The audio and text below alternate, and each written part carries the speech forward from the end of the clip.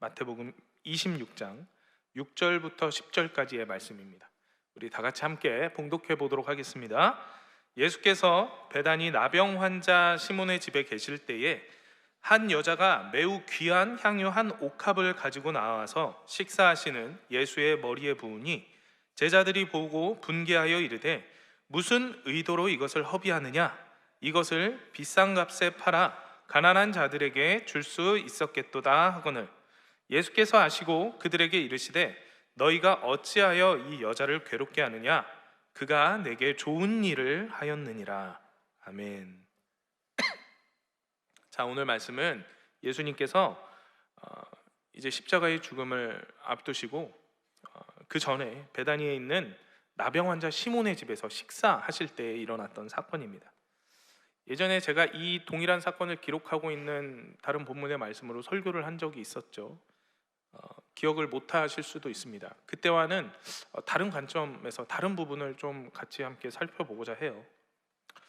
오늘 이 사건 속에 등장하는 이 여인이 누구인가? 오늘 본문 말씀에는 이름이 기록되어 있지는 않지만 같은 사건이 기록된 마가복음이나 요한복음을 보면 예수님의 머리에 이 귀한 향유 옥합을 부은 여인이 마리아라고 기록되어져 있습니다.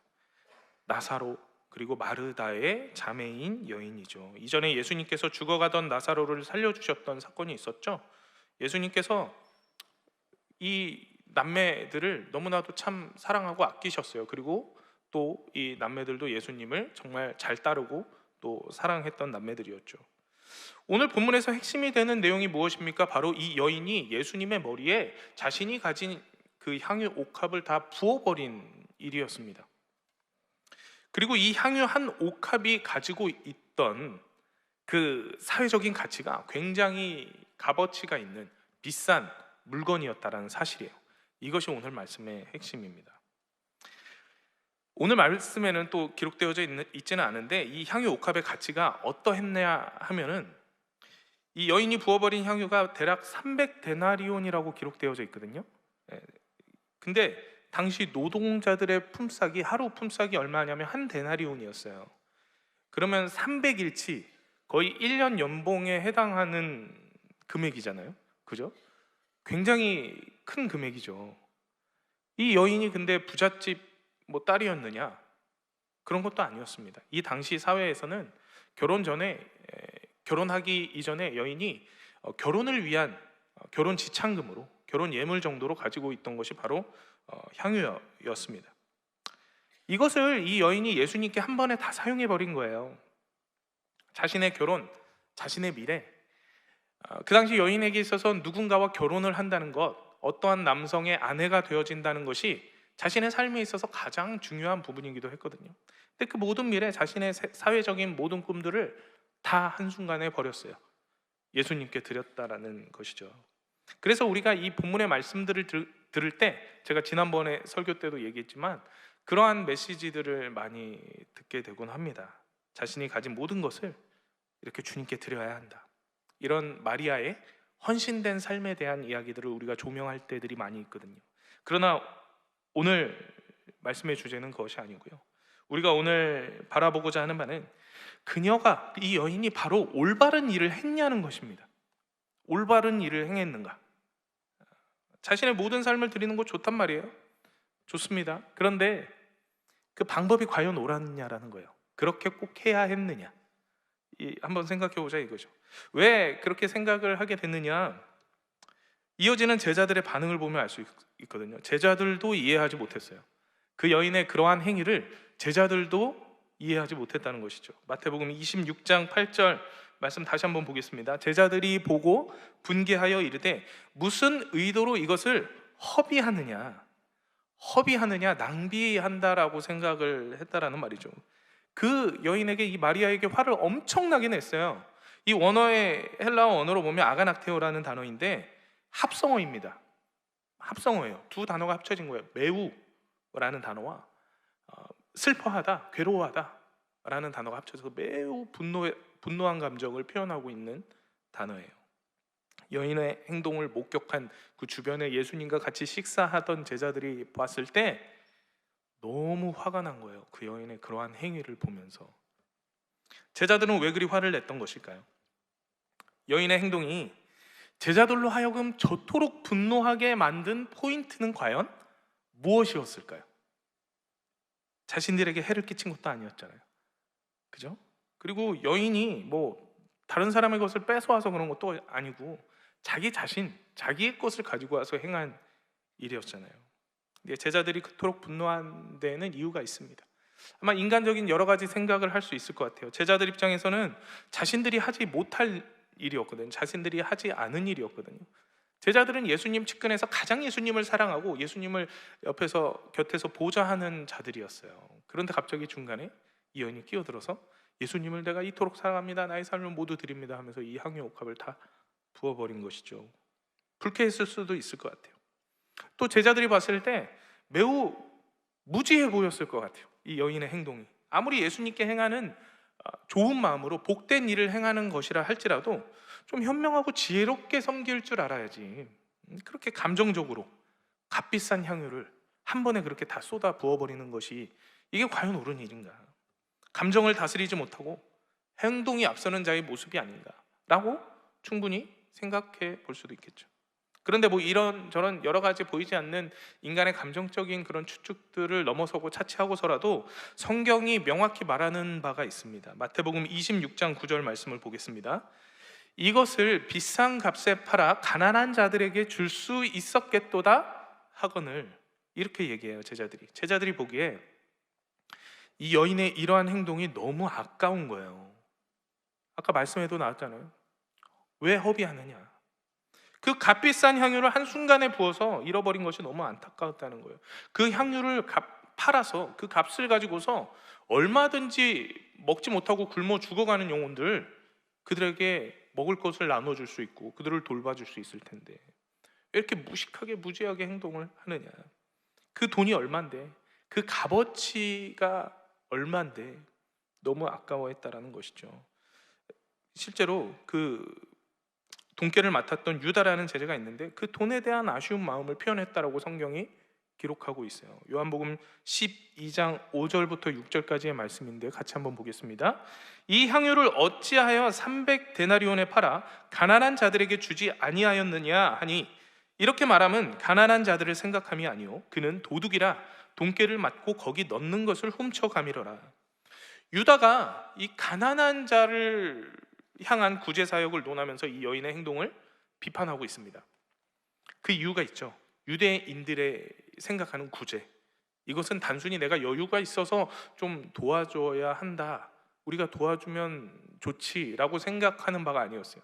그들이 생각하는 구제는 반드시 행해야 할 일이었거든요. 당시는 또 유월절을 앞두고 있는 때였죠. 유대인들은 각 절기마다 절기가 이르렀을 때 구제 사역들을 더 열심히 행하고 했어요. 왜냐하면 하나님의 율법에 그렇게 기록되어 있거든요. 가난한 자를 도우라고 수차례 등장해요. 수차례. 구약 성서를 보시면 여러분 수차례 가난한 자를 도울 것을 이야기하고 있습니다. 그것이 전통으로 남아서 그들이 절기마다 구제를 행해야 하는 것이 너무나도 당연한 일이었던 거예요. 유대인들이 매우 중요한 덕으로 여기는 세 가지의 중요한 신앙생활의 모습이 있습니다. 열심히 실천하며 살아가던 그 세 가지의 신앙생활의 모습이 무엇이었냐면, 첫 번째는 제사 드리는 거예요. 성전에 이르러서 제사 드리는 것, 하나님과 만나는 것이죠. 하나님과 소통하는 것이죠. 두 번째로는 금식하는 것입니다. 자기 자신을 절제하고 하나님 그 뜻에 나의 모든 삶을 내어드리며 순복한다라는 의미를 가진. 세 번째는 뭐냐? 바로 구제하는 거였어요. 이웃사랑을 실천하는 것이죠. 이 구제라는 것이 유대 사회 안에서는 매우 중요했던 일 중에 하나였어요. 하나님의 법이었고요, 꼭 행해야 할 법이었고요, 그들 사회에서 도저히 행하지 않으면 옳다 여겨지는 존재가 되어질 수 없는, 그렇게 보여지는 매우 중요한 일이었다라는 것입니다. 그래서 재밌는 것은 이 예수님 이후에 형성된 이 초대교회들 기독교 안에서도 보면 구제 사역이 굉장히 주를 이룹니다. 그리고 오늘날 유대인들도 보면 이 구제 사역을 정말 많이 해요. 한 가지 안타까운 것은 그러한 정신이, 그러한 구제 사역에 대한 간절한 마음들이, 그러한 책임과 의무들이 오히려 살기는 훨씬 더 좋아진 것만 같은 이 세상 속에 살아가는 기독교인들에게 있어서도 매우 약해지지 않았나 하는 생각이 듭니다. 예수님께서 가난한 자, 병든 자를 외면하지 말고 도와주라고 말씀하셨거든요. 머리로는 이해해요. 도와줘야지. 가난한 자 도와줘야지. 병든 자를 고쳐줘야지. 낫게 해줘야지. 돌봐줘야지. 하지만 얼마나 그러한 것들이 우리의 삶에서 실천되어지고 있습니까? 이 세상에 제대로 된 기본 권리를 누리지 못하며 살아가는 자들이 꽤 많이 있습니다. 그리고 그대로 죽어가는 영혼들도 많이 있죠. 우리가 그들을 향해 관심을 갖고 더 많은 것을 내가 나누기로 조금만 결단한다면 내 삶에서 있어서 아주 조금 희생되어질 수 있을지라도 그 작은 것이 정말 필요한 누군가에게는 인생을 바꿀 만한, 삶을 바꿀 만한 엄청난 은혜요 도움이 되어질 수 있다는 것입니다. 우리가 마음만 먹어서 구제 사역을 행한다고 하면 얼마든지 효율적으로 그리고 편리하게 그 사역에 동참할 수 있는 시대예요. 그죠? 얼마나 잘 돼 있습니까? 교회에 어떤 구제 사역을 위한 경제적인 도움과 몸의 헌신으로 동참할 수도 있고요. 또 사회에 얼마나 많은 그런 후원 단체들이 있습니까? 그런 후원 단체들을 통해서도 내가 어려운 자들을 얼마든지 도울 수 있어요. 내가 뭐 뿌듯하기 위해서가 아니라 남들이 날 칭찬해 줬으면 좋겠다라는 마음에서가 아니라 여러분, 우리는 그렇게 행해야 하는 자들이라는 사실이에요. 이 유대인들이 법처럼 지켜 행했던 것처럼 이 구제사역을 예수님의 명령으로 여기면 우리가 반드시 행해야 할 일이구나라고 생각을 해 나가야 한다는 것입니다. 이미 우리는 넘치도록 많은 것을 누리며 살아가고 있습니다. 그러면서 결핍을 느끼고 부족함을 느끼며 살아가고 있어요. 나중에 내가 더 여유로울 때, 나중에 더 커서 더 많은 것을 할 수 있을 때 하겠습니다라는 생각들을 가질 때가 많이 있어요. 막연하게 뒤로 미루고 있을 때가 많다는 거예요. 하지만 그 막연한 기회가 한평생 돌아오지 않을 경우들이 많이 있습니다. 여러분, 지금 아무리 바쁜 중에라도 없는 중에라도 우리가 우리의 마음을 조금씩 나누는 일에 앞장설 수 있는 자들이 되어야 합니다. 지금 하지 못하면 나중에도 할 수 없어요. 내가 가지지 못한 것에서도 하지 못하면 나중에 더 많이 가진 것 중에서도 나눌 수 없게 됩니다. 이러한 나눔에 대한 실천을 행하며 살아갈 수 있는 저와 여러분 되기를 간절히 소망합니다. 우리 말씀으로 돌아와서 이 말씀의 때가 6월절이라고 했습니다. 당연히 많은 유대인들이 이 절기를 지켜 그들의 신앙을 열심히 수행할 때 바로 이 구제 사역을 열심히 했다라는 거죠. 가난한 자를 돕는 일을 많이 행하고 있었다는 것입니다. 연말이 되면 우리가 성탄절을 맞이하면서 가난한 많은 이웃들을 돕기 위한 후원 모금 행사나 이런 행사들을 많이 하지 않습니까? 그것과도 같은 것이죠. 이 여인이 예수님께 향유를 부었던 그 시간적인 배경, 그 타이밍이 언제였냐? 바로 그러한 분위기 속의 유대 사회의 순간이었다는 거예요. 구제를 행해야 돼. 누구나 다 구제를 행해야 하는 순간이었다라는 사실입니다. 전제해서 들으시기 바랍니다. 제자들이 여인에게 화를 냈던 것이 여쭤보면 당연한 것일 수도 있어요. 그죠? 모두가 다 구제하기에 막 동참해서 예전에 IMF 때 어떤 일이 있었냐면 금 모으기 운동을 했던 적이 있어요. 여러분 아시는 분은 아실 테고 그게 뭡니까? 금을 왜 모아요? 이러시는 분이 있을 수 있는데 그때 나라 경제가 굉장히 심각해진 그때에 국민들 한 사람 한 사람이 다 집에 있는 금을 그냥 갖다 냈어요. 이해가 안 가시죠, 여러분? 이해가 안 갈 거예요. 그땐 그랬습니다. 나라 살리겠다고 온 국민이 그냥 금을 그냥 냈어요. 금을 내면서 그렇게 금 모으기 운동을 했던 적이 있는데 그런 분위기였단 말이에요. 모든 사람이 다 가난한 자를 도와야 돼라는 당연한 진리를 품고서 반드시 그 일을 행하고 있던 타이밍이었어요. 그때 이 여인은 그 값비싼 향유를 깨서 예수님께 막 부었던 것입니다. 그 향유를 팔아서 당연히 행해야 할, 당연히 반드시 지켜야 할 이 구제 사역에 동참하는 것이 아니라 미련하게 그 향유를 그냥 깨서 그냥 다 예수님께 부어버렸다라는 거예요. 율법대로 하나님의 명령대로 한다면 그 사회적인 문화와 분위기를 잣대로 이 여인의 행동을 판단한다면 옳지 못한 일이었을 수 있겠죠. 그 일을 제쳐두고 값비싼 향유를 다 낭비했으니까 이 유대인 제자들이 보기에는 얼마나 답답한 일이었겠습니까? 자기 돈으로 자기가 한 것인데 내 거 가지고 내가 했는데 무슨 상관이냐? 라고 할 수도 있죠. 그러나 여러분, 요즘처럼 막 자기 돈 많은 거 막 SNS에서 자랑하고 막 비싼 거 샀다고 자랑하고 그러면 막 사람들이 우와 너 대단하다, 돈 열심히 고생했구나, 너 대단하다, 야 좀 부럽다, 막 이렇게 칭찬해주고 막 부러워하는 그 당시 배경의 그 사회가 아니었단 말이에요.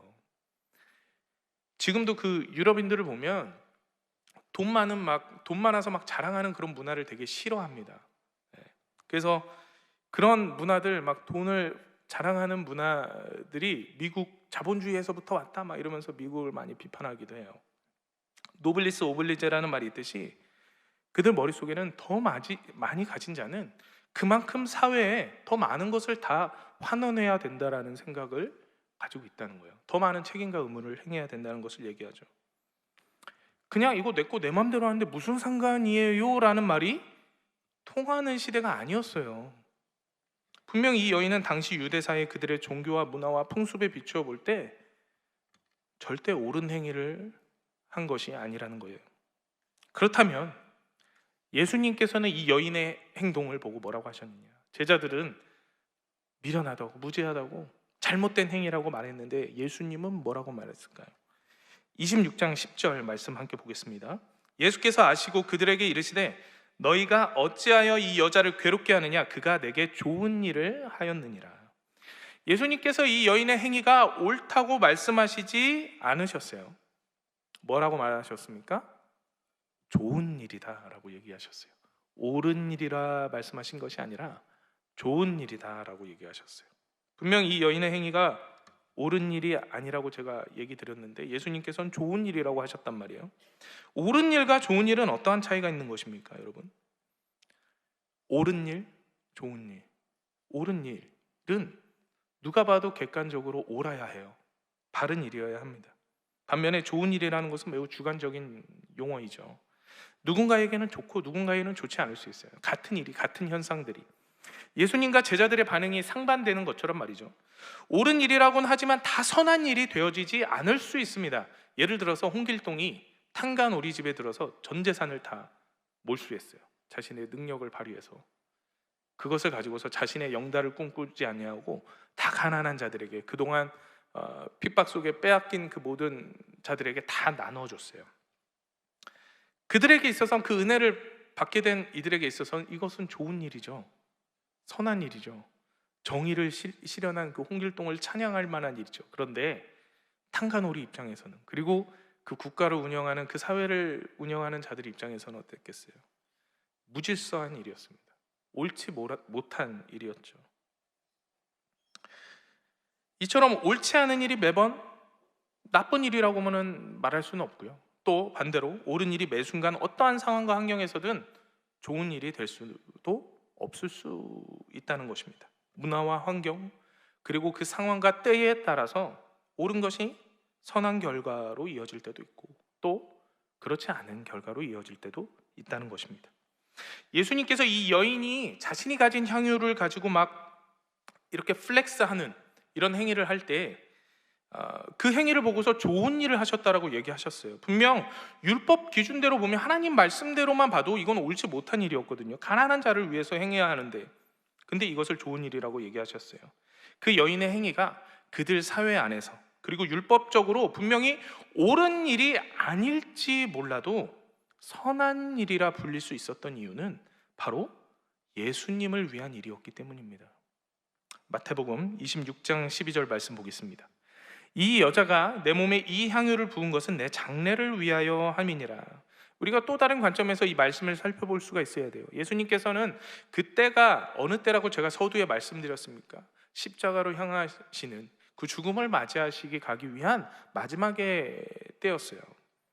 그때 예수님은 그 죽음을 앞두고서 혼자 외로운 그 길을 걸어 나가고 있을 때였습니다. 아무도 그 마음을 이해해 주지 않았고 알 수가 없었죠. 물론 이 여인이 예수 그리스도의 그 참 뜻을 알고 행한 일은 아니었지만 예수님 가시는 마지막 길을 예비하는 그 예표적 행위를 했던 것입니다. 당시에는 시신에 부패하지 말라고, 또 냄새 나지 말라고 이 향유를 발랐거든요. 이 여인에게 있어서는 옳고 그름, 그것이 중요했던 것이 아니었어요. 자신의 눈앞에 놓여진 이 예수님께 그냥 내 모든 것을 내어드리기를 원하는 마음, 그 마음이 가득 찼던 것이죠. 예수님을 향한 마음이 세상에서 옳다 여기는 그 일을 행하는 것보다, 반드시 지켜 행해야 하는 그 일들보다도 더 중요했던 거예요. 바로 우선순위의 문제였던 것입니다. 그녀의 삶에 있어서 최우선순위가 예수 그리스도가 되는 순간이었어요. 구제하는 것이 잘못된 것이 아닙니다. 반드시 행해야 할 일인 것이면 분명해요. 그러나 이 여인은 그 순간 그때밖에 할 수 없는 예수 그리스도, 그분을 위한 더 중요한 일을 위해 자신이 가진 전 재산, 자신이 가진 가장 가치 있는 것을 깨어 버렸다는 것입니다. 구제하는 것보다, 반드시 지켜 행해야 할 그 구제하는 것보다 더 중요한 일에 자신의 모든 것을 드렸다라는 사실이에요. 우리도 이와 같은 그리스도인이 되어야 하지 않겠습니까? 우리는 때로 옳다 여겨지는 수많은 일들을 다 행하고 그것들을 다 이루고 남는 시간에, 남는 에너지로 주님을 섬기고 바라봐야 한다고 생각할 때들이 있어요. 예수님의 일은 언제든지 할 수 있으니까, 또 다가올 테니까, 그건 내 선택사항이니까 라고 생각할 때들이 있어요. 하지만 그러한 생각들로 인해 내 삶의 우선순위에서 예수님이 점차 밀려나고 있다는 것을 우리가 기억해야 됩니다. 세상과 내가 옳다 여기는 것들보다 예수님을 우선적으로 여기며 행하실 수 있는 자들이 되어야 합니다. 세상이 아무리 정답이라 말하는 일일지라도 나에게 있어 대단히 중요하고 극박해 보이는 일들이 있다 할지라도 때론 주님께 나아가 그 모든 것들을 뒤로 한 채 내 모든 삶을 내어드릴 수 있는 더욱더 중요한 것에 집중해야 될 때들이 있다는 거예요. 보다 더 중요한 가치를 위해 덜 중요한 가치를 밑에 둘 수 있는, 우선순위를 잘 설정할 수 있는 삶을 살아가야 한다는 것입니다. 제자들이 이 여인을 향해 하나님의 말씀과 율법과 세상의 가치를 기준 삼아, 잣대 삼아 이 여인에게 너 잘못됐어, 너 옳은 일을 하지 못했어, 너 이렇게 했어야지 왜 그렇게 했어? 라고 막 화를 내고 분개하고 있을 그때 예수님께서 이 여인을 위로하고 칭찬하시는 것입니다. 잘하고 있다고, 좋은 일을 했다고 말씀하고 계신 거예요. 우리는 세상에 이 옳은 길을 따라 살아가야 하지만 그보다도 더 주님의 길을 따라 살아가야 하는 자들인 것을 우리가 기억해야 합니다. 내가 다른 누군가에게 잘 보이는 것보다, 내가 세상 기준으로 인해서 훌륭한 인격과 도덕을 갖춘 자가 되는 것보다 예수님의 말씀과 가르침대로 살아갈 수 있는 결단을 우리의 삶의 자리에서 행할 수 있는 자들이 되어질 때 하나님이 기뻐하시는 삶이 된다는 거예요. 하나님이 좋은 일 했다라고 칭찬하실 수 있는 삶이 되어진다는 것입니다. 그렇다고 여러분 도덕과 법을 지키는 것이 잘못됐고 인격과 예를 지키는 것이 잘못됐다라는 것이 아닙니다. 세상에서 옳다 여겨지는 것들 잘 수행해서 행해야죠.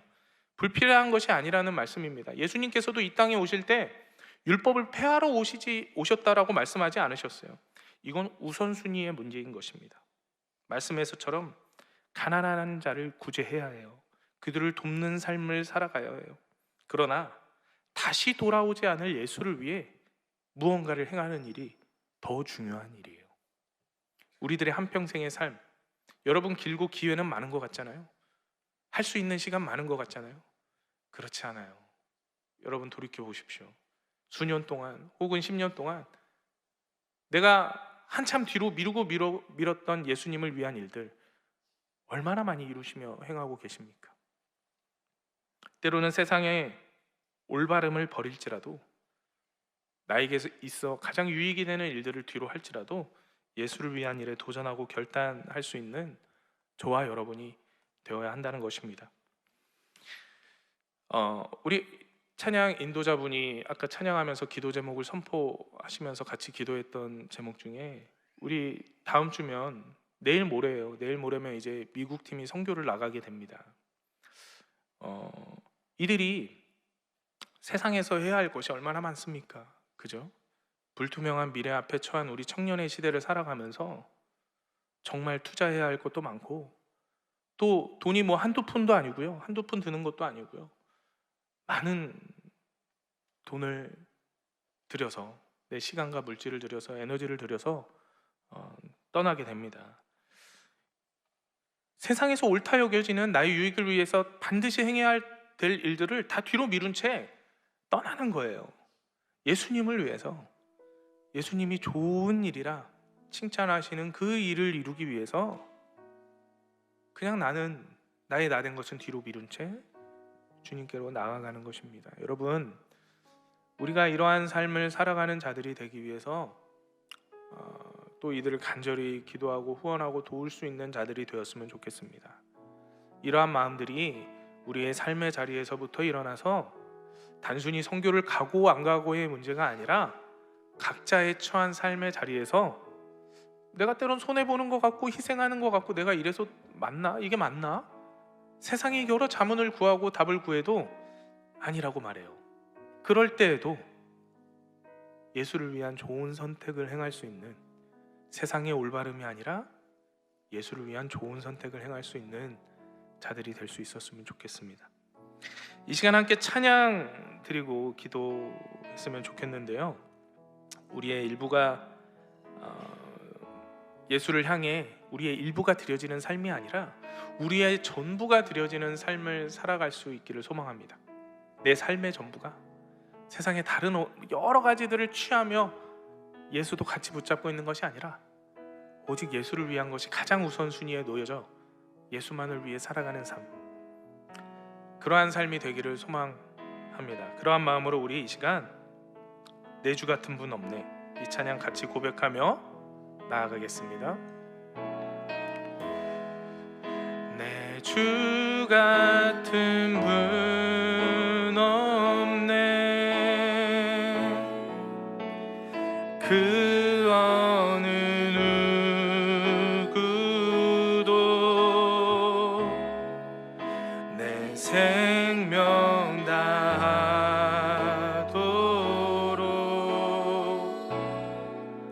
주 얼굴만 구하리.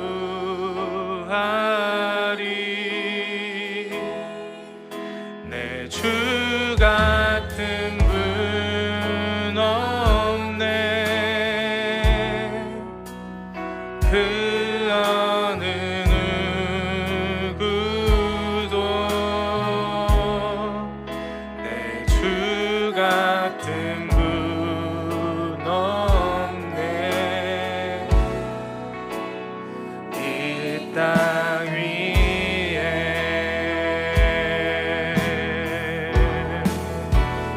오 하나님,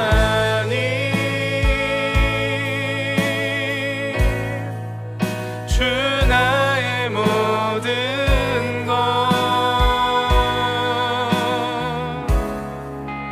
내 주 같은 분 없네,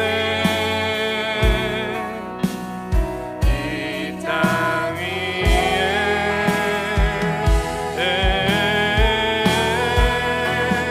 오 하나님,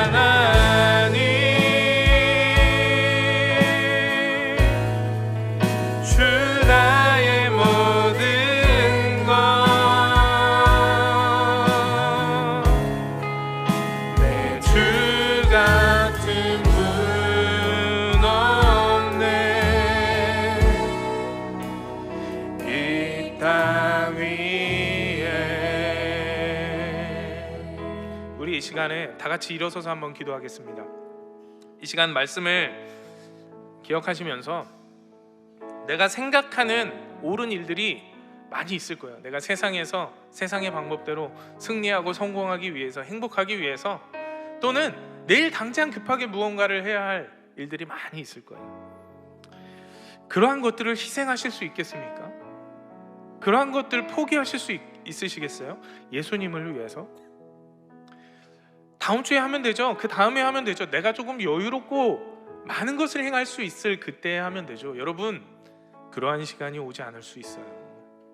그러한 마음으로 있다면 다시는 그 시간들이 돌아오지 않을 수 있어요. 여러분들 마음 가운데 거룩한 부담감으로 하나님이 주시는 마음들이 있다면 그것을 위해서 기도하십시오. 하나님이 여러분들에게 요구하시는 것일 수도 있어요.